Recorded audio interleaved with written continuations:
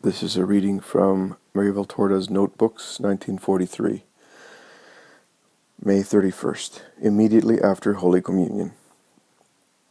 Jesus says, "Do you know why you get upset even over a trifle and would not like to commit it? Because I am in you. Where I am, there can be nothing with even the most remote relationship to impurity. The sensitivity of a soul given to me is such that the slightest cobweb of evil strikes it as more burdensome, unbearable, and repugnant than a sea of slime for someone who is not with me. But this is not through the soul's merit. It is only because I am there.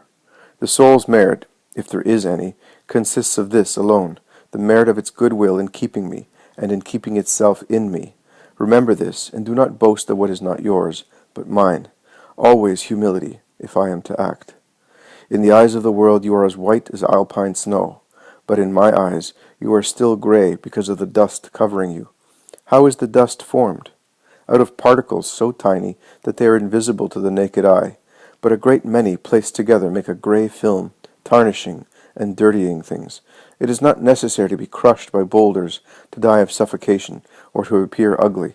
A heap of dust can also kill by asphyxia, and always makes one ugly. The boulders are mortal sins. The dust is venial sins. Imperfections are also dust, finer, but still dust. And it must be removed, for if it accumulates, no matter how imperceptible and insignificant each molecule is, it eventually asphyxiates the spirit and makes it dirty. The world does not see it. I do. There are things which are apparently white, but which are not by their own will, but because other wills have stained and corrupted them. As long as there is life, there is danger. If it is life itself which is the danger. It is life itself which is the danger. Look at the snow, how white it is. It has been formed high up in my sky. Look at the lily, how pearly it is. I created its silk. But if you look at snow and the lily under a microscope, you see how many germs of impurity have introduced themselves into the whitest snowflake during its fall through space before landing on earth. You see how many microscopic bits of dust tarnish the angelical silk of the just opened lily. For both the snow and the lily, as inanimate things, there is no blame if this occurs. But for the rational soul, there is. It can keep watch and make provisions. How? By using love. Love is the microscope of the soul. The more one loves me and sees things through me, the more it sees the little stains on its conscience. These do not drive me away, because I know how you are made. They do not drive me away.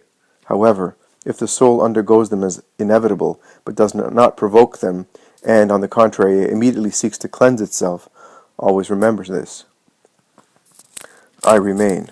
Indeed, you should seek to receive me more often, sacramentally as well. There is nothing but my blood to wash away the greyness of your soul, and make it worthy of the King of me. You saw what happened when I was not brought to you. Only my power, working an ongoing miracle, was able to carry you forward all the same, maintain the life of your spirit under the dust, piling up and not being cleansed by my blood. But one must not demand and dare too much. I have saved you for purposes of my own, which should not be judged or even scrutinized. Now everything goes back to the norm, for the miracle is the exception, and you must feed on me so as always to be worthy of me, while contributing on your part.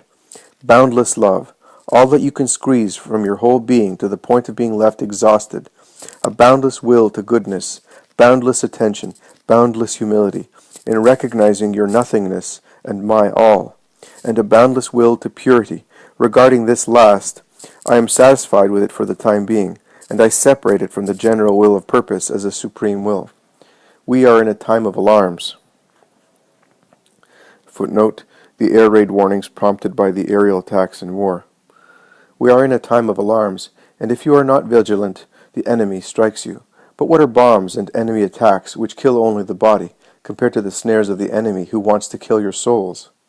Those souls that I bought back at the price of a pain and a blood which are priceless. Climb to the top of my mountain, cling to my cross, and watch for your sake, over yourself, over many, and pray. I love you, and the mirth you feel in yourself is the proof of my love, and of the fact that you are sufficiently pleasing to me. When I am in peace with the heart, I grant peace and joy. This is the sign. As for the future, What do you want to know, poor soul? You are not far from the truth, and this morning you caressed it. But would you have the courage to know it fully? Thank my mercy, which for the time being conceals it from you in large part. Pray. Pentecost is near. As regards Father, say to him, whoever lives in charity and purity is already on a Calvary and is pleasing to me. It is up to me to give each one the corresponding cross in the way I wish. Go, I give you my peace. And now I speak. This morning, as I opened the Gospel at random, it first opened before me at the chapter entitled The Teaching of Jesus, St. Matthew chapter 5, then at chapter 1 of St. Luke, and finally at chapter 21 of Luke from verse 8 to verse 24 to be exact.